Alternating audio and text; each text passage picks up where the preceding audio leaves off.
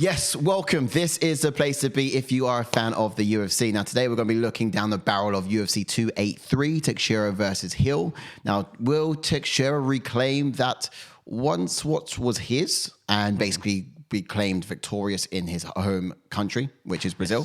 Or will the challenger, Jamahal, take the crown and be dubbed King of the Hill in the light heavyweight division? All of this is going to be discussed here on the show. We're going to be getting into it from the very start to the very top and let you know how it's going to happen. But this is a show we don't tell you what to think, but we teach you how to think with all of the breakdown, know-how, knowledge, and thus therefore. But Ash, how you getting on, man? How's things? Yes, I'm doing well, mate. I'm good. It's good to be back doing a show. Like obviously numerous amounts of breakdowns that we did last year. Yes. First one of the year. I can't wait to break into it. Obviously, you saying there, Glover Teixeira versus Jamahal Hill was a great matchup. Again, the co-main event, another title on the line. The fourth time, the first time, the two gentlemen have gone together more than three times. It's crazy. Like, could you imagine if it goes more than this? Could you imagine if they draw? Or could you imagine? I remember putting a tweet out yesterday. No, it was today. So imagine if, because Figueiredo, he sometimes struggles making weight. I know he looks. He does, in good shape. Does look in good shape. But could you imagine if he does a Charles Oliveira and misses weight? How would you gauge his card in terms of excitement? Because other pay-per-views, the whole news is flooded about things, and you don't really hear too much about it. I mean, it's been sort of colluded by John Jones. You've heard about all these other fights have been made as well, and Paddy, of course, getting surgery. Does that sort of talk about how not so exciting maybe that this card is, or? No, I still think that there's quite a lot of hype around this card. Obviously, you've got Mauricio Shogun Rua there headlining the prelims. Obviously, that's going to be his last bout. You've got a few decent fighters on there, like Jolton Almeida again. There's hype, even hype before we get to the main card, let alone the prelims. So it's crazy. Yeah, no, fair enough. Well, shall we get into that then? If you run through the main card and I'll get it up. First up, we've got Paul Craig taking on Johnny Walker in the light heavyweight division. The women's flyweight division, we got Jéssica Andrade taking on Lauren Murphy. Again, that's a great fight. Can Andrade beat the veteran that is Murphy? Move on to the welterweight division where we've got Gilbert Burns taking on Neil Magny. Again, that's a great fight. We move on to the co-main event. We've got Deiveson Figueiredo taking on Brandon Moreno for the fourth time for that flyweight belt. And then in the main event, we've got Glover Teixeira taking on Jamahal Hill. And let's get on to the first fight on the card then, because, you mentioned it already. It's an exciting matchup. We've got Paul Craig versus Johnny Walker. A quick run of what we're talking about here is you got 16-5-1 for Paul Craig in the red corner. And in the blue corner, you got Johnny Walker at 19-7-0. Fighting out of his home country. So he's going to be well at home.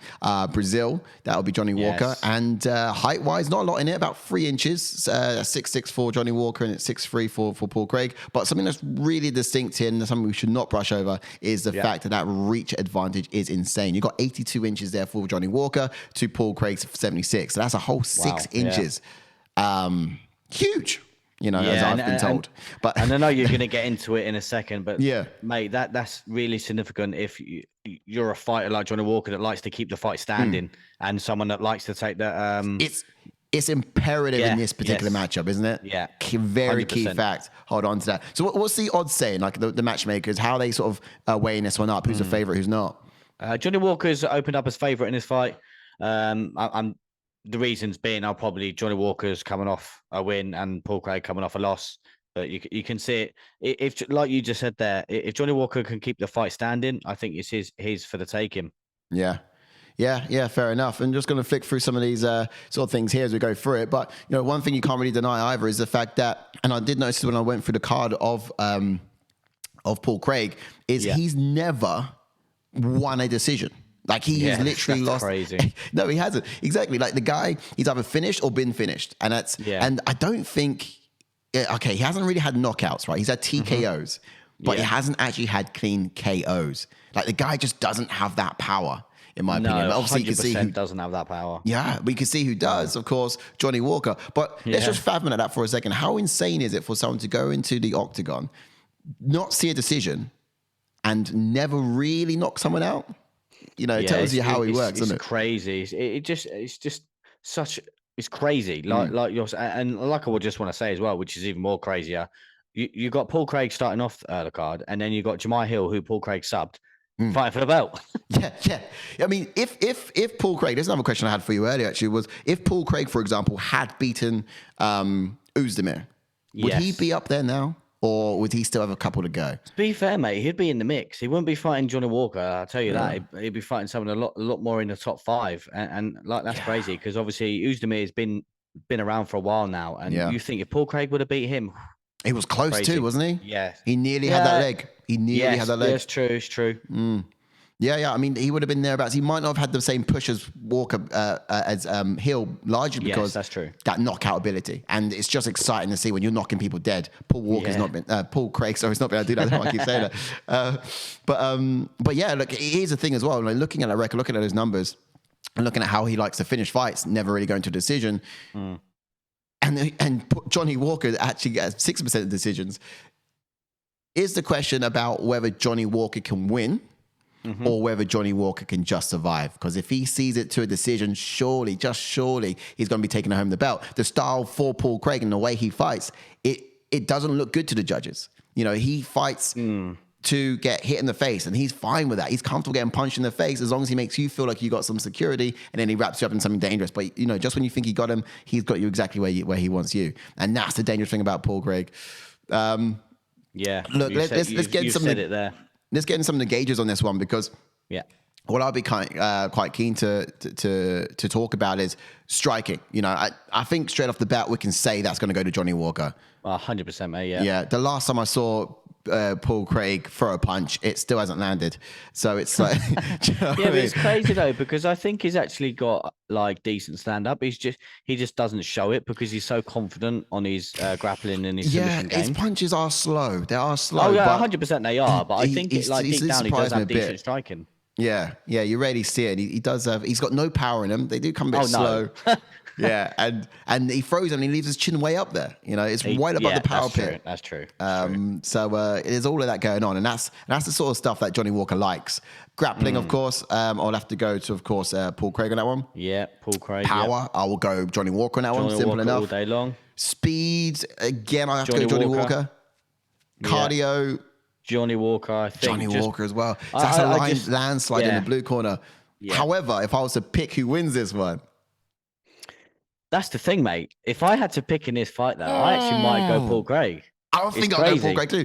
And here's why. It's crazy. Here's why. It's something we don't have here on the board because it's not really quantifiable. It's that X factor. It's that factor which you can only mark with an X because you can't really specify what it is. It's a different personal thing for each fighter, right? And the thing with Paul Craig is his strength. And what he does really well is he gets other fighters to think that they're winning, think that they're in a sense of security or safety. And that's when they make their biggest mistakes. And that's when he capitalizes. Yeah. Johnny Walker, pretty wild striker, you know. Yes. He's going to be in his hometown. The crowd's going to be wild. He's going to be like... He's going to be dancing. Exactly. He's going to have all the excitement. How can you expect a child to concentrate when they're at a fairground? You know, so it's a good way to say it. Thinking it's just like that is a perfect recipe for Paul Craig to take full advantage. And you know, Paul Craig has just been he's just been doing it right in the fights that you didn't think he would. You know, I didn't think he was going to beat Jamahal Hill. I didn't think he was going to beat Makhachev. Yeah. No, Ankalaev. Ankalaev. Yeah, and that's crazy. Like you said, Ankalaev was cruising to a decision, and in the last second, just in the last second. And this is another one where it looks like, and everything points to Johnny Walker to win. However, I would go with, for the reason I just mentioned, Paul Craig personally myself. Who would you lock in? Just quickly before I lock it in, it's crazy as well because Nico Krylov nearly had Paul Craig knocked out. But again, the amount of punches that he was landing quickly wrapped up that triangle, and it's so quick at wrapping up triangles, Paul Craig is. And that's what I think that Johnny Walker is going to try and do. You think if Paul Craig lays that is on the mat, I think it, like as you said there, Johnny Walker is going to try and do something extraordinary because he's in his home country of Brazil, and Paul Craig could wrap something up. But I'd probably say Paul Craig submission. For me. Yeah, it would have to be, right? And if not, then if not, Johnny Walker knocks him out. No, I think Johnny Walker goes to a decision. You know, I think it's either he wins on a decision or Paul Craig gets a submission because Paul Craig's never won a decision. You know, that's more likely, in my opinion. But at the same time, if you're looking at that, I would have to comment on the fact that my biggest concern coming into this week before doing the homework was Paul Craig's been found out. You know, how Oezdemir beat him was the blueprint to beat him. All you got to fight, all a fighter needs to do is not fight him effectively. Well, fight him, but stay standing. Get what you mean. Keep standing and survive. And if I say to Johnny Walker, all you got to do is stay standing and get to the third and final round. Run. You know what I mean? That's that's not hard. Sounds easy, but I think with all the elements to take into consideration here, he's going to get all juice, gas, and I'm hoping Paul Craig comes into this a little bit more wiser than just trying to pull guard. Try and set up a takedown. Try and like if you know what I mean, use your striking to the takedown, not just run at someone and try and grab them to the mat. Yeah, I don't think it would be silly for him to strike the whole first round. Yeah. You know, try at least bank around. And then, while they're thinking, oh, he's not going to take down anymore, that's when you bring it out. So that would be great. That would be the perfect Paul Craig. And that's a Paul Craig I can see contending quite, 100%. Quite competitively in the top 5. You know, his current style, I think we've seen him get as far as he can get with his current style. Yeah, you're right. Because like you say, certain styles can only get you so far. Right. And like we were saying this the other night with the watch along with Sean Strickland, just the striking that he has can only get you so far. Yeah. Right. And that's exactly that. But let's get on to the next guys on the card then. I mean, we'll put that away, but I think we're both locking in there, Paul Craig. But next up, we've got Lauren Murphy versus Jéssica Andrade. This is going to be quite an exciting one. These girls going at it. You got 16-5-0 for Lauren Murphy, and you got Jéssica Andrade at 23-9-0. She is a very well-seasoned battle vet. Again, fighting out of Brazil. Yeah, her home country. She's going to be well at home, Jéssica Andrade. But if you're looking at the sort of height, you're going to see the taller person being Lauren Murphy, and you're looking at reach advantage. Again, it's going to be with Lauren Murphy. So she's going to have a whopping 5-inch reach advantage there, which is going to put Jéssica Andrade at a disadvantage. But we've seen these match up before. We've seen Jéssica Andrade fight girls with a way greater reach advantage. It doesn't matter. No. Yeah, but this one for me, it kind of reminds me of when Entourage took on Shevchenko, because Shevchenko's got had the grappling in the fight. Like Murphy's going to have the grappling in this fight. Yeah, that kind of worries me in this fight for Entourage. Worries me because Murphy's a great grappler.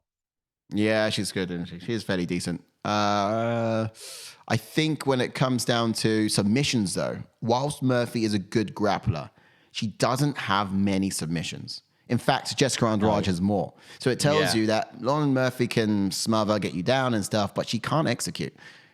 So for Jéssica Andrade, there's no real danger down there other than wasting time. That she should be on her feet laying hands. So how does Jéssica Andrade do it? What's her path to victory, do you reckon? Stay standing and use that power, because she's definitely going to have the power advantage in this fight, 100%. And just try and get in close, because obviously, like you said, she's very, very small. Just try and get in there and land them power shots. Yeah. And what about then, of course, because for example, if they do grapple, like on paper, it says that she's going to have a more chance of being able to submit Lauren Murphy. Does she want to dare being on top? I mean, she's powerful. She's strong. Oh, 100%. 100%. I reckon she might be able to then she could probably get TKO. Yeah. Yeah, I guess Jéssica Andrade doesn't really commit herself too much at that going down there. She's a kind of brawler, isn't she, Jéssica Andrade? Like, she's 100%. Someone who will get up real close and just sort of get head off the center line and just start laying hands, really. 100%, yeah. But like you said, if you switch it the other way around, I think Murphy's going to mix it up quite a lot in this and just try and get try and win her way to a decision, because I don't think she can get Andrade out of there. But mixing in a takedown here and there, again, she could easily win her way to a decision. When I say that easily, it's just her style of fighting. Andrade, yeah? No, Murphy. Just the way mix it in a takedown. Yeah. Make, obviously, Entourage work. Okay, here's what I want to throw in there. Do you remember the fight Jéssica Andrade had with Rose? Thug Rose? Yeah. Good fight. Thug Rose won it. But Thug Rose won round 1 and 2. Jéssica Andrade arguably would have won for round 3. She came into her own. She started throwing those hands. She was actually really good in the third round. It was just too little, too late. And do you remember how she performed against Lemos? To be fair, Lemos was eating her up with a leg kick standing. She was, And I think Lemos could have though? Caught her. No, that's the thing. Obviously, Lemos is a completely different animal to Murphy, because Lemos, obviously, you can see where she is at now. Obviously, she probably had the power advantage in that fight. The leg kicks were thunderous. Her strike and her jab was the reach. her taller. jab was affecting Entourage, but then Entourage, there's me saying about the Stand power up guillotine, bro. Bosh, stand up, head and arm choke, done. Here's the things you got to consider as well. Like, you can see that Lauren Murphy has these tools that can get the job done against Jéssica Andrade. Yes. But with Jéssica Andrade, she's been in there against, can you say tougher level competition? 100%. Yeah, she's been you in can with say she's been up there with Rose, far tougher competition. Valentina Shevchenko. Yeah. Right. And that alone gives her a few chips on the shoulder. And you got to take that into your consideration with you. We'll quickly get the gauges up because, we'll look how this sort of sits either side. But I think what I've just mentioned there is a potential X factor. Let's be honest. So you got striking. I think that's Andrade. What do you think? Andrade for me, yeah. Yeah. Although the reach sits the other way, I'll go there. Grappling, not submission, but, in terms of how they fight in style. Grappling is going to go to Murphy, yeah. Murphy on the grappling. Yeah. Power. Power goes to Entourage all day. Speed. I'll go Andrade. Speed, Entourage as well, mate, yeah. Cardio. Cardio, I'm going to go for Laura Murphy. Really? I mean, who's been in 5-round wars more? I think. Oh, yeah, true. Yeah, but to be fair, she tires, though. She does tire, yeah. I think Laura Murphy has the style for 5-round fights, just wear on you, and she will keep going. Yeah, that's true. That's true. Now, of course, the gauges really point to the blue corner. I mean, this is how you sort of break down logically. That X factor I was talking about is just that grit, that aggressiveness. I mean, you probably got the home factor to play into account here as well. Andrade is going to be gassed up, hyped up on a home turf. You saw UFC London, what it done to all of our Brit fighters, UFC London fighters, UK fighters. They have a different energy, a different juice. They knock everyone out dead. And potentially, it's almost like, you play Pokemon, right? And you give your Pokemon like a supercharged card to like make it even more powerful. That's, playing in your home turf is like, a little power up. So, not for Derek Lewis, though. No, not for Derek Lewis. Yeah, he doesn't do all that. It's a curse. Take points off him. Yeah. But, my point exactly is it's just, I think that X factor here as well would side with Andrade as well. But 100%, yeah. Also the fact that she's been in there against tough level competition and what she did to Lemos, so much disrespect towards Lemos. Yeah, I was just going to say, do you know who's favourite in this, Si? Oh, yeah, you can tell me. No, Jéssica Andrade is a massive, massive favourite in this. Wow. A very big favourite. And I was very surprised with the odds at how much of a favourite Andrade is. Really? Yes, and I'm not talking just like a little bit favourite. She's 1-5. Obviously, I know. Obviously, what's that plus? Plus 500. Yeah, plus 7? That's what I was about to say. I don't know them kind of odds. I'm talking our kind of UK odds. Right. She's a massive favourite. I was well surprised. So not plus, so minus even. So yeah, so she's minus 450, and then Laura Murphy looks like it's plus 360. No, there you that's go. Just by the UFC website there. Yeah, there you go. Yeah, so crazy. Yeah. I'll be picking Entourage in this one though. Yeah. I mean, it wouldn't be silly to either. No.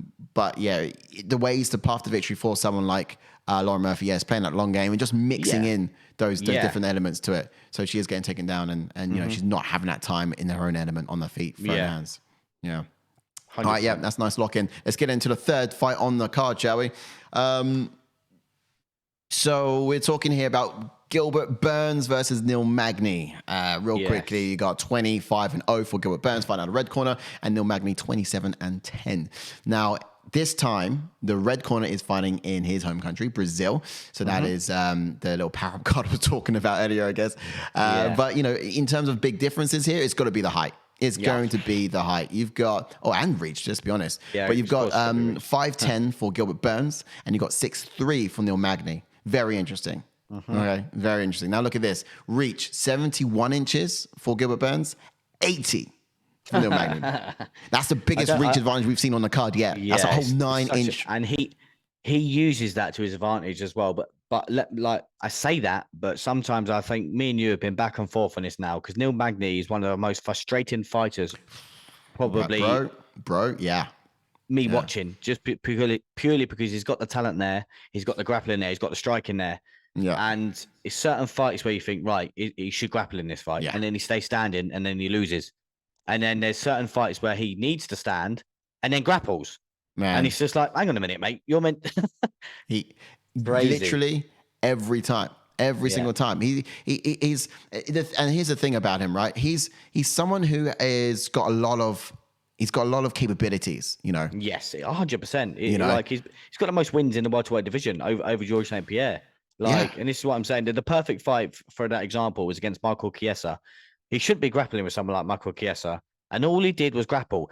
And then in that third round, he hurt Chiesa so much, and he's still grappling. Yeah, I'm I like, know. what are you doing? Take me back to that fight and I'll break something, you know? Yeah, I'll break it's something. crazy. But, you know, here it is. It's like he can grapple. He's so well-rounded. He's got great striking. He's got power, too. And he can throw hands straight down the pipe. Let's have a look quickly at what his wins by. So how much power he's got exactly. 25, 26%. It's not a massive amount. But, you know, he has the power. He can grapple. He can submit. He can do a wide variety of things, which means when he goes into the octagon, he's got a choice. He's got to choose a strategy now out of all the things he can do, in which he's going to take in there with him. And he tends to stick to it stubbornly sometimes, which is annoying. He doesn't really adapt. Yeah. But ultimately, you know, you just don't know what strategy he's going to go with when he steps in there. And, you know, we can tell him what the right strategy will be. He's just not going to be listening and hearing it. But, no, fundamentally, just on that point, what would be the strategy for Neil Magny to get the job done against Gilbert Burns? To be fair, this one's a tough one for me because, like I would say, against certain fighters, I'd say what I said in the last fight with the Laura Murphy fight, try and mix in your takedowns. But you're against someone like Gilbert Burns. One, he's got great takedown defense. And then two, he's a Brazilian Jiu-Jitsu champion. So you don't really want to be going down there. And obviously, Neil Magny, he got submitted before against that Ragmanov. So if you're getting submitted by someone like Ragmanov, what's Gilbert Burns going to do to you like a 4 or 5 time Jiu-Jitsu champion? And do you think the height of Neil Magny is going to at all? It could play into his favor, obviously, when grappling, because he could shove his head into Gilbert's face, make him feel uncomfortable. Yeah. But I think that's his key to victory. Taking it to obviously using that reach, which he does do well when he's using the right fight, if you get what I mean. You use that reach, use his long limbs, and again, like I just said, if he presses up Gilbert Burns up against the fence, not for the takedown, just to mix it in, wear him up against the cage, and use that lateral movement and use that range. Yeah, that's true. Yeah, height wise, you know, that sort of discrepancy, it's quite a difference.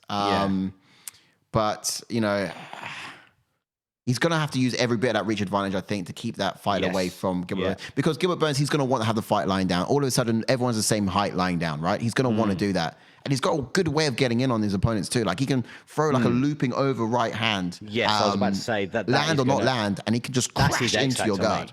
You know, that is Gilbert Burns' X factor in this fight for me. That overhand right, I think I can just see him knocking out Neil Magny in this, honestly. Yeah. Honestly, I can see him knocking, because Gilbert Burns, like, he just fought Shemaya, for Christ's sake. He's gonna have no fear. He's just gonna. He should just literally get in Neil Magny's face and throw bombs, because he's not. And that was a wild fight as well. Yeah, but he's not gonna be bothered if Neil Magny takes him down. He'll sub him. Well, I'm not saying it's easier said than done, but I'm just saying, like, he's not gonna be worried about that takedown. Yeah. He will not be worried about that takedown. Yeah, no, 100%. And here's the thing: if Neil Magny goes in there thinking I'm going to beat him at the ground game, it's like, you know, it's the wrong strategy, man. What is this? We're gonna have to clip this up now, because I tell you, literally, like, if Neil Magny goes in there and grapples, we've said he does the wrong game plan, because he should 100%. Go in there and try and strike. I know Gilbert Burns has got the power, but you can't try and wrestle and grapple with someone like Gilbert Burns. Yeah, 100%. Well, let me tell you how Neil Magny gets it done then, in my opinion. So in terms of his path to victory in this fight, he does have to keep it standing, but he's got to use that jab. He's got to use that jab, and he's got to use it as well. Like it's like the jab Usman used on Burns, you know, in that fight, in that matchup, you know, because that was just constantly straight down the pipe, and it just kept him at bay. And with that jab, of course, it's going to stop Burns from getting a takedown. And then it's going to enable Neil Magny to just look good on the point on the scorecard and 100%. Just sort of be able to survive and get to later rounds. But in my opinion, I think that is how he's going to be managing the distance and getting the job done. But yeah, I just hope he's got that strategy in mind, and he's going to go that way route for it, to be honest. No, you said it there. You said it there in a couple of points, mate. I'm forgetting about Neil Magny's jab. Yeah, he's got a great jab. And it's good, and it stifles Burns, because Burns has got looping shots. Like he doesn't really throw things on the pipe; they come looping, and that's a lot of power. Don't get me wrong. And for that reason, I think Neil Magny's going to look faster. Yeah. He's going to look faster because he's going to be tagging the target more often, and it's going to be straight down the pipe. So this is how he's able to do it. But true. Yeah. Yeah, I like it. Anyway, yeah, but let's get into those gauges then and see who gets the advantage here. So we were talking about, of course, striking. I will go Neil Magny on that. I'm actually going to agree with you, just because, like you said there, think about it. His jab is insane. But this is the thing as well. When we're going to get into the cardio in a sec. Yeah. Neil Magny gets better as the fight goes on. I think that's a good point. I think the last Neil Magny we saw, what fight was that? He fought in last. I think it was in the Max Griffin fight. That was it. Yeah, I honestly, he came alive in that third round. I think that was the best Neil Magny we've seen, and I don't know if we'll see him again, but that was that was something radical. Yeah, I properly enjoyed that. Yeah, great fight.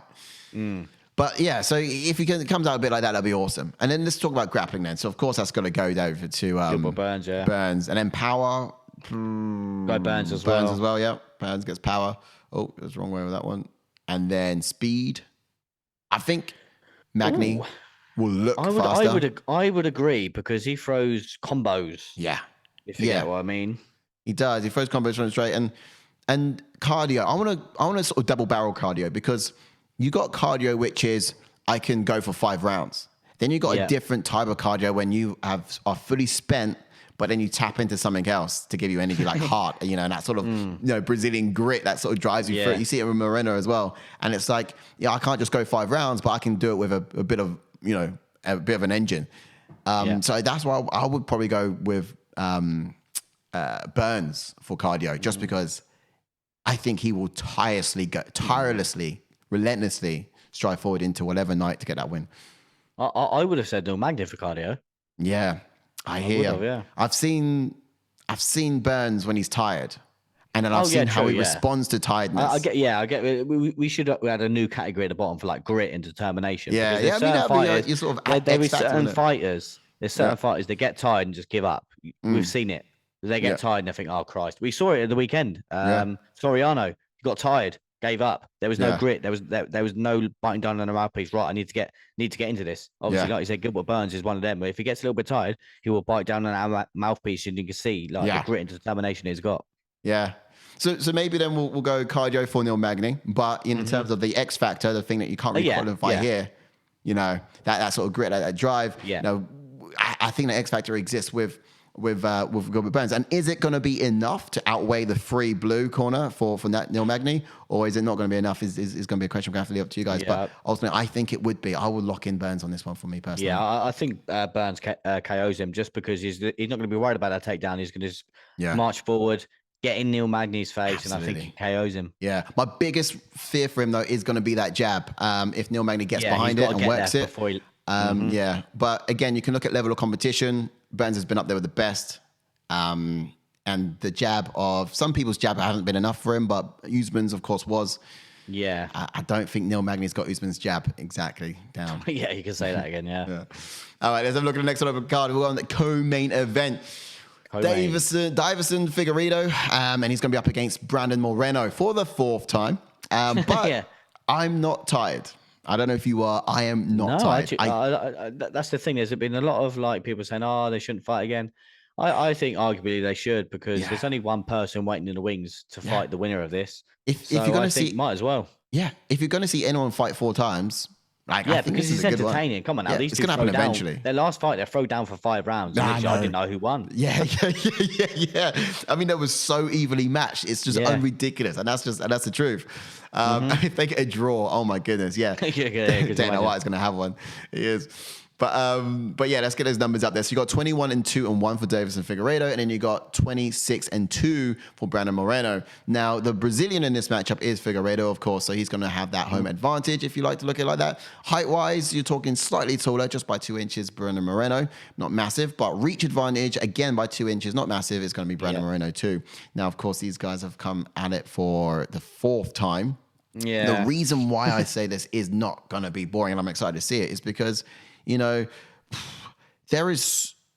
have learned so much along their journey, They have.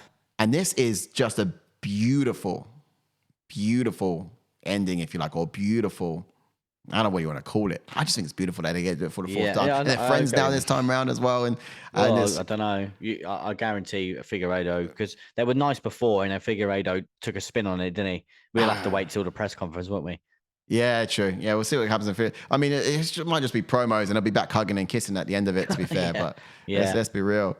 But either way, like it looks like I'm excited to see it even still. I think it could be interesting, and I think we will see something new here. We're going to see a better Brandon Moreno. We're going to see a more determined Brandon Moreno, shall I say, and an even better Deiveson Figueiredo. And you're going to think that 100%. You would have thought that being possible, but I think we will see it on the night.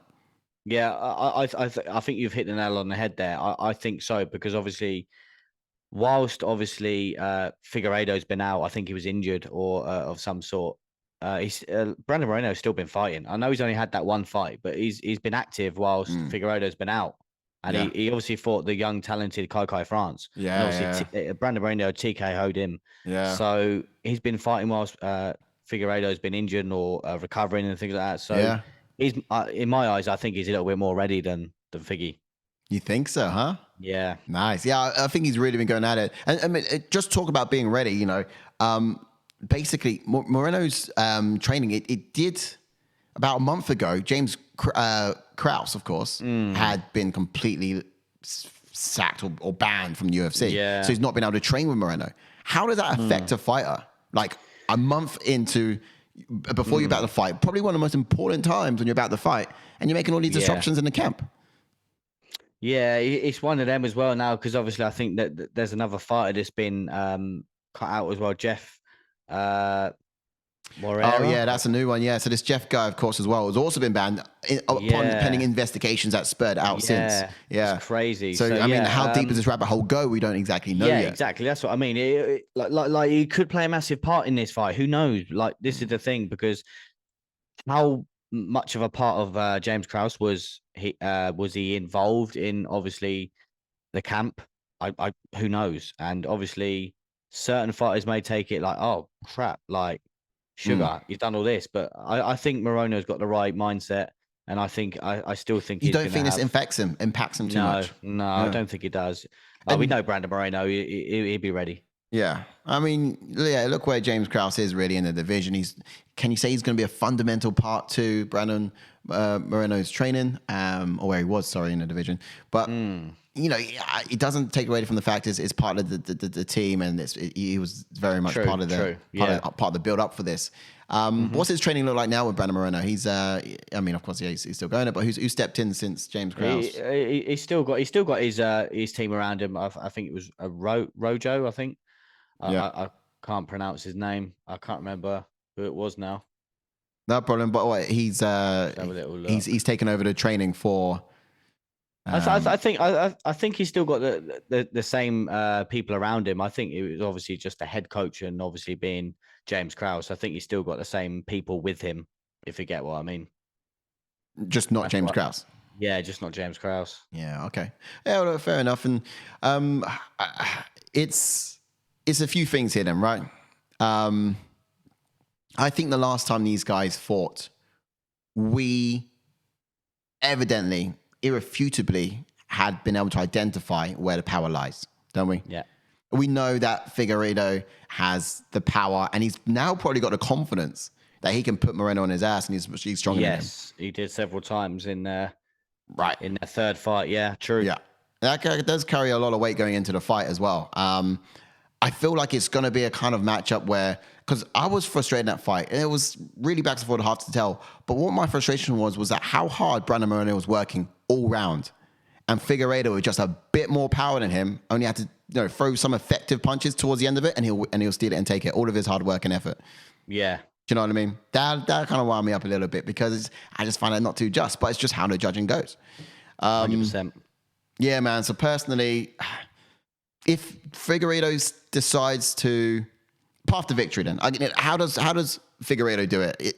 Does he need to be standing and just lay hands on Moreno? Yeah. Or does he have to mix up his striking again like he did in the last one? Yeah, I think he needs to. It's easier said than done, but I think he needs to sort of do what he did in the last fight. But what I've been hearing in the embedded, he says he wants to stand in the middle and bang, and I don't think that's obviously it favors Figgy because of the power. Yeah. But if he doesn't get Moreno out of there, we all know Moreno is going to be still in the fight. He's still going to have the heart. He's still going to have the cardio. Yeah. So, oh man, yeah. Damn, you're right. Here I am looking at this thinking, yeah, I think Figueiredo only needs to stand in the middle and fight. But then I'm like, Moreno would love to stand in the middle and fight. But then all of a sudden it's like, Moreno shouldn't stand toe-to-toe with this guy. He's powerful than him. This is where it's going to end. It could be like what Max Holloway did to Jose Aldo. Moreno gets the brawl out of Figgy, but he's tactical about it and makes Figgy throw like Max made Aldo throw to tire him out. And that could be the game plan for Moreno. Make Figgy throw, but obviously be like get him in that brawl, but obviously be smart about it, if you know what I mean, and not throw heavy lever and looping shots. Be technical with it. True, yeah. And let's be honest, I reckon Figueiredo's coming into this fight literally thinking, I'm just going to get the gauges up as we get into these points. He's literally thinking, I don't want to go 5 rounds with this kid again. I don't want to do that. That was exhausting. And Moreno can make Figueiredo work. Like, Moreno looks like he's doing a light work of it, but Figueiredo, at the end of the day, he's trying to keep up. And he did a good job of it last time, but he really had to take him to that sort of 9th degree. And Figueiredo don't do that this time. He wanted to stand in the middle, bang, knock him out, ideally. Yeah, because he's in Brazil as well. He's obviously, like you say, he may want to put a standpoint on because he's in his hometown of Brazil. Yeah. Who knows? That's a good point. Yeah, let's bear in mind the fact that after him is going to be the main event, Brazilian, Glover Teixeira. And let's be honest, the main event is only going to end one way. It's probably going to be a finish, one way or the other, submission, knockout. We'll get into that in a second. And Figueiredo probably knows this, and he's thinking he can have the biggest and best fight of his life, and in about 5 minutes, it's going to get overshadowed by the next Brazilian on the stage. Yeah. So he's got to put on something big enough to make sure that he's still remembered after this event over whoever wins the main. 100%. And this is it as well. Surely in both fighters' back of their minds, they're thinking, right, we need to put a standpoint. Well, I need to put a standpoint on here because we're fighting for the 4th time now. And if it goes to a close decision, if you know what I mean, like it's always going to be swings and roundabouts with these two if it goes to a close decision. If it gets to a close decision, one of them just quit. Let's have a look at what the gauges have to offer then. We'll go from the top to the bottom. Striking, who gets it? I'm actually going to go with Moreno in striking just because he mixes it up more than Figueiredo. He will purely just hands. Moreno obviously, we just saw him get a TKO with his leg kicks. So he mixes it up more than Figueiredo will. So we give striking to Moreno. Yeah, decent. And what about grappling then? Grappling, we're going to give it to Moreno. Moreno? Yeah, actually, but this is the thing, because obviously Moreno subbed Figgy. But if Figgy lays like his hands together on Moreno, Moreno's going for a ride. Yeah. So, yeah, I don't know. I feel like in that last fight, Moreno was great output and he had great striking. And he was just making Figueiredo work. Figueiredo was mixing in the takedowns to break up that striking, to give himself a break, and he was able to sort of ruin the pattern and the flow of Moreno. And then, of course, he got a couple of big shots on the breaks or, towards the end of the rounds and stole it. But yeah, for me, definitely the hardest worker in the last fight would have been Moreno, personally. But yeah, it's tough on grappling. You said you want to go Moreno on grappling still? I would say Figueiredo because I feel like he would opt in for it. Yes, I was about to say if someone's going to use it to an advantage a little bit more, it would be Figueiredo because he could roll dog anyone in this flyweight division, honestly. Yeah, for sure. And then power, I guess, of course, that's going to go to Figueiredo. Speed wise, I would go Moreno on speed and cardio. Moreno. Yeah. I'll do that as well. So here in the blue corner is where a lot of the votes will stand. And in terms of that sort of X factor that you can't really quantify or put on here, what would that look like and what would it be? I think that power, for example, is just significant. That power is significant from Figueiredo. And it's actually going to make a big difference. Generally, I think he could have the same strategy as the last fight, but if he just stands and bangs or he encourages Moreno to play his game, then Figueiredo wins. And that's what I'm worried about. I think Moreno can do it, but I am also worried that Moreno will play the same game as Figueiredo or play his game, which is stand in the middle and bang. And it's going to end badly. He needs to... Yeah. He needs to move, not get sucked into it too much. Yeah, he got hurt real bad in that Kai Kara France one. Like that punch really whittled out of him. Yeah, I think I'm gonna stick with my pick and Figgy in this fight. Yeah. I'm going to go Moreno on this one because backlash makes me horny. But now also, I generally think he's got a, he's got a, I'm just a bit more of an underdog boy, I think. What's the odds on this one? Is he the underdog? Moreno's actually favourite in this one. Oh, he is? And he's not even the champ. He's an interim champ, but obviously Figgy's the main champ. Yeah. And he's not favourite, Moreno's favourite in this one, yeah. Interesting. Yeah, I would have thought it'd been the other way around, to be fair. Oh, we did say the odds in the Gilbert Burns versus Magny. Gilbert Burns is favourite in that one.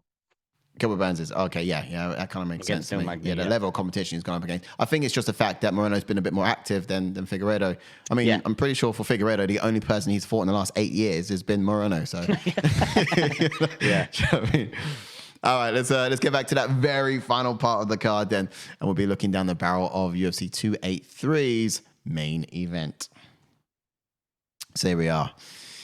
Glover Teixeira versus Jamahal Hill. Now, this looks good. Record of 33-8-0. Absolute veteran Glover Teixeira in the red corner. And then you got 11-1. He's new on the block. You could say relatively new, but this guy is, he skips over division like it's stone on water. So, of course, Jamahal Hill in the blue corner. Now, height-wise, 2 inches in it for Jamahal Hill, slightly taller. And then reach-wise, you talk about a 3-inch reach advantage for Jamahal Hill. Not a lot in it, but let's see how that sort of matches up here, because we can already draw a lot of comparisons to how Yuri and Glover went. Because in that fight, I think build-wise and physically, not looking at the styles yet, but physically, you're looking very similar. You're looking at a very similar sort of person. Yeah, like it's crazy to think. Obviously, I know we're going to get into a little bit more in a set, but again, we were talking about Neil Magny being a little bit frustrating. This fight, watching Yuri versus Glover, was so frustrating because Glover had Yuri in all kinds of trouble. He did, and then went for a takedown. God knows why he did that, but yeah, that fight was so frustrating. It's true. Yeah, I mean, in hindsight, yes, in hindsight. However, in the moment, what was so beautiful and wonderfully weird about that fight was the fact that going in, stand-up striking, that was Yuri's game. That was how he got it done. That's how he won. Yeah. Going in, grappling and wrestling and submission, that was how Glover gets it done. You know, that's the game plan. Stick to it. Somewhere along the way, they swapped. Yeah. Glover Teixeira was laying hands like he was like the next, you know, like the golden boy to go up in the boxing division. And then all of a sudden, Yuri's like not throwing any hands anymore. Like, my knuckles hurt. Crazy. Like to submit him, like he's the transitions that they had as well. The way Yuri got out of, I think it was like a bulldog choke from Glover. The way he just sat up, it was crazy. Man, I know it was a head and arm choke. He just sat up with it. It was like, what? Yeah, crazy. It was something. It was genuinely something. Oh boy. But yeah, I mean, in terms of the stylistically for this one now, how do they get it done? Odds-wise, let's have a look at those odds first and foremost. Who's your favorite? Jamahal Hill is actually favorite in this one. Right, yeah. See, but this one here is perfect for, like, as the saying goes, styles makes fights, because you got the stand-up striker in Jamahal Hill, and then you got the grappler in Glover Teixeira. Yeah. I think Glover Teixeira has always really been an underdog in most of his matchups.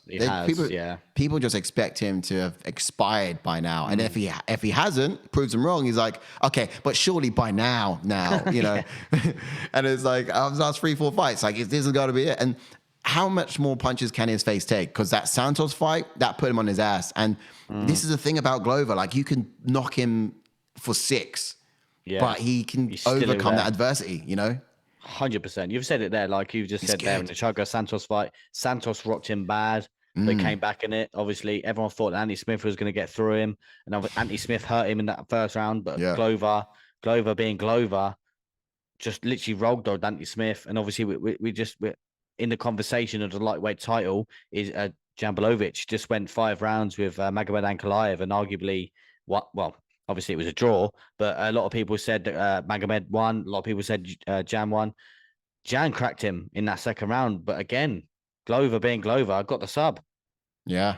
Crazy. Yeah, well, there it is.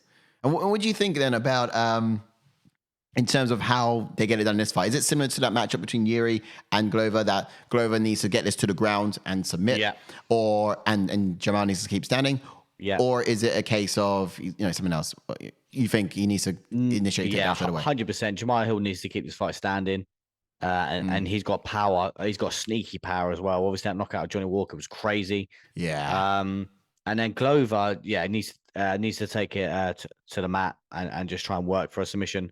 Yeah. Sneaky power is right, bro. Sneaky power is right. It's crazy. But like the one fight I want to say that kind of is leader, which people need to keep an eye out for, because a lot of people actually are counting out Glover. But what people don't remember is how easily Thiago Santos took down Jamahal Hill. And this is, we're talking about Santos. And he doesn't have like the grappling and things like that as Glover does. Yeah, good point. In my opinion. So you think if Santos can take Hill down for 2-3 rounds, what is Glover going to do to him once he has a hold of him, takes him down and advances to try and look for a submission? Because Santos, when he got him down, didn't really do much. He was just resting. Didn't really try and advance. He was just having a little rest. If Glover's on top of you, he's either advancing or he's looking for a submission. Yeah. So if Glover gets it down, it's his world. Yeah. Oh my word, you're right. My word, you're right. It's I did like Jamahal Hill in this. I just thought, and I think I've been saying it for a while, for a minute. I've been saying how obviously the fight starts standing though, doesn't it? So say. The fight does start standing now, doesn't it? Yeah, it does. It starts standing, and he's just going to throw and lay hands, and I think it's going to, he's going to catch Glover on the chin, and now I've got that unpredictability in about it. But then, of course, you're right, in terms of that takedown ability, Jamahal Hill can find himself down there quite easily. He goes well. Jamahal Hill just needs to be working behind that jab, really, and staying on his feet as much as he can. I feel like Glover's going to be feeling himself. He's going to be in his element. I think for him, because this is something I've been thinking about as well, not just in the fight. You mentioned a few times before, in fact, you did mention on one of our last shows, that you think Glover Teixeira is going to retire after this one because the stage is set. Yeah. Do you still think that? Maybe you can change your mind, of course, but do you still think it? I don't think he will, but like, this is where I'm going to look like a bit of an idiot because I'm going to sort of get my words wrong. But like, I don't think he will because I think he's better than that. And I think he wants that one more fight with Yuri.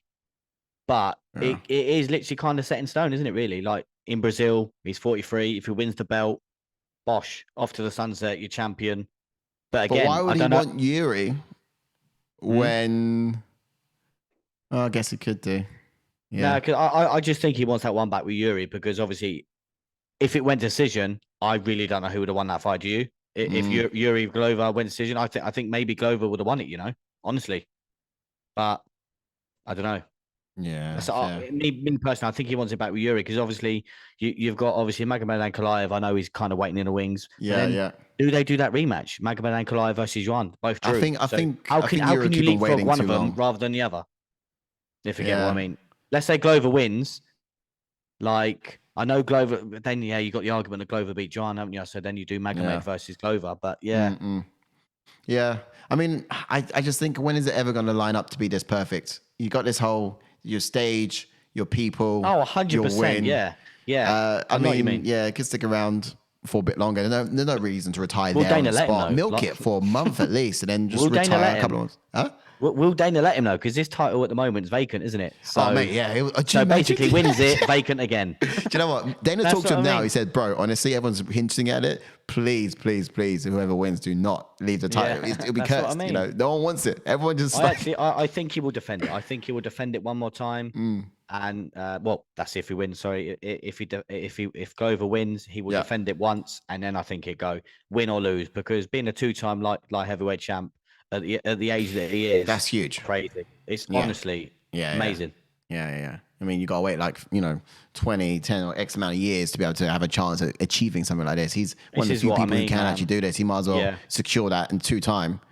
Otherwise, it's what he's going to try and do this time. If he secures it champion 2 times, then that's a pretty much legacy that's going to be hard for the next person to beat. So someone might come again 1 time, but you'll be remembered for the 2 times. So you're right. It's something really to sort of lynch hold of there.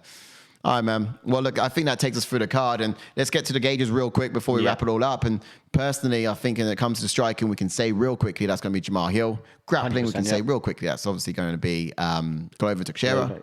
Power, we can go Jamahal Hill on that one. You go Jamahal Hill on that one Yeah, as well. quite Even though confident. we're not saying that Glover doesn't have power, because of course he does. He does, But yeah. I'm just saying the sneaky power that Jamahal Hill has as well. Yeah. Oof, that's kind of X factor as well, isn't it? Just the it's punch generally that he landed something on which is Walker was just it's mythical, you know? Yeah. It's mythical. yeah, I like don't get I it. would like that word. Yeah. All right, speed. Who we got? I think Jamahal Hill looks faster because those. Yeah, he does. arms, But I think Glover's fast as well. is. But yeah, I think in the way he throws kicks and the way he will land his jab, I think Jamahal Hill's quick, faster. Yeah. Fast, yeah. And cardio. I don't know in this one, because let me just have a look. Jamahal Hill's he looked tired in that Santos fight. Yeah. But he dug deep in that fight. Yeah. And is that the first 5-round fight? Yeah, it's the first, because literally everything else has been before. Yeah, literally everything else has been before the third round, like first round. Just because he's been in wars and he's been 5 rounds a few times, I'm going to say Glover. Yeah. Yeah, even though I'm saying that I know Glover is well tied in the Yuri fight, but just the way that he digs deep, he's got that mentality, isn't he? Yeah, he does. Yeah. Yeah. At the end of the day, he's a dog, man. You're right. And yeah, to see that, I'll go Glover for cardio. Yeah. And then for speed, I'll probably sit with Hill for it. To be fair, yeah. But the reason being is you're right. He does have that sort of gas tank where he sort of summons something from somewhere, ancestorical, and it sort of like possesses his body, and he's able to go for a little bit further. And you can definitely see that when it came to the Yuri fight. And I think for Hill, he's just not been tested that tough for that long yet. Yes, yeah, 100%. We've not seen it. We've not seen that gas tank yet. Exactly. And the moment I saw it was the Santos fight, and he was quite tired. Yeah. Even though he got the finish, exactly. I know. But obviously, once you smell blood, come on now. Who does? Who's not tired when they smell blood? Yeah. Exactly. All of a sudden, it's just like you get away with something from somewhere. Exactly. Yeah. Well, that looks good, really good, bro. And honestly, I think it does landside in the blue corner. It looks here on paper that it should go to Jamahal Hill, who should take this. But then you got that sort of unquantifiable factor. And I don't want to be biased and just say every Brazilian on this card is going to win tonight. But it's looking like every Brazilian on this card is going to win on the night. It's crazy to think, looking at it. It's a possibility that they could. Honestly, it's crazy. It literally could just be that. As simple as that. Even on the prelims, don't watch the whole video. All you got to do is just go for all the Brazilians. Even on the prelims. Yeah, apart from maybe Shogun Rua, who's fighting quite a young, talented guy. Obviously, Gregory Rodriguez on the prelims. He's an animal. Yeah. Robocop. Oh, of course. Yeah. Great. Jolton Almeida. Yeah.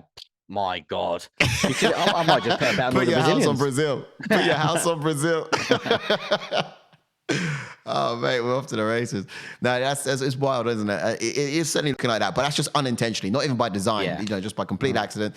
I might go with Jamahal Hill on this one, but otherwise I'll be bucking the trend that I've pretty much started already for the night. I'm going to have to back my pick of Glover. I'm going to have to back it. It wouldn't be silly either. But coming it's just Jamahal Hill. Once he lands, you just don't know, because like the way he landed on Johnny Walker, it's just like a normal right hand, but then he just went flying. So I was like, whoa, and that's what he could land, one of them funny, sneaky power punches on Glover, and he's dead. Yeah. So who knows? Yeah, it's true. It's possible.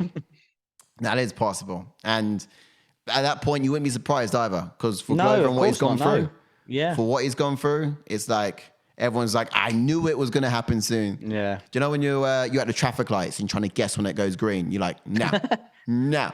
That's exactly what it's like with Glover. Every time he steps in the octagon, now he's gonna get sparked out. His chin's gonna give up now. Yeah. His chin's gonna. Do you know what I mean? Yeah. So until it does, we're always gonna be wrong. But when it does happen, we're like, told you so. Yeah. Man, it's wild. But it's been a great breakdown, man. I've enjoyed that footing. Yeah. Hardest one to pick for me, this last one.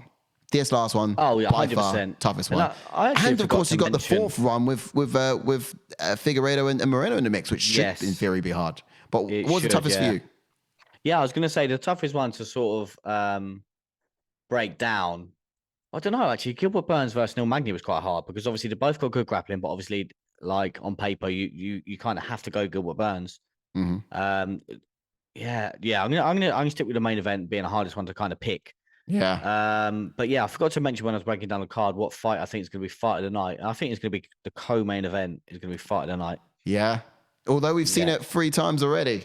For the 4th time, it's still going to be. And do you know what? I think a lot's riding on Figueiredo's shoulders to make that happen. He's weighing up the fact that everyone is here, and he's annoyed it's not for him.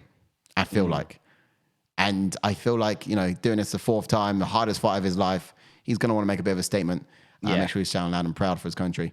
But yeah, it could be a clean sweep from Brazil up the card potentially, but it wouldn't be silly to stick with the green. Again, before we shoot off, don't forget to drop your comments if you think we're wrong on, or no, I wouldn't say wrong, but get your opinions out on who you think gets striking on certain things, and if you think that we've got it wrong, explain your reasonings why you think that someone gets grappling or someone gets cardio. Obviously, we love to hear your opinions on different matters. Like, subscribe, put a little dink on the notification button because we'll be back here giving you full coverage of that watch-along event as it unfolds. And we'll be either saying, I told you so, or we'll be like, wallowing in our self-pity or whatever it might be. But it's going to be fun, and we'll have a whole community of fight fans watching it with us too. The whole idea of the watch-along is you don't watch alone, you watch along. Take care all, peace out, love, and have a good rest of the week. Stay safe, and we'll see you on the weekend.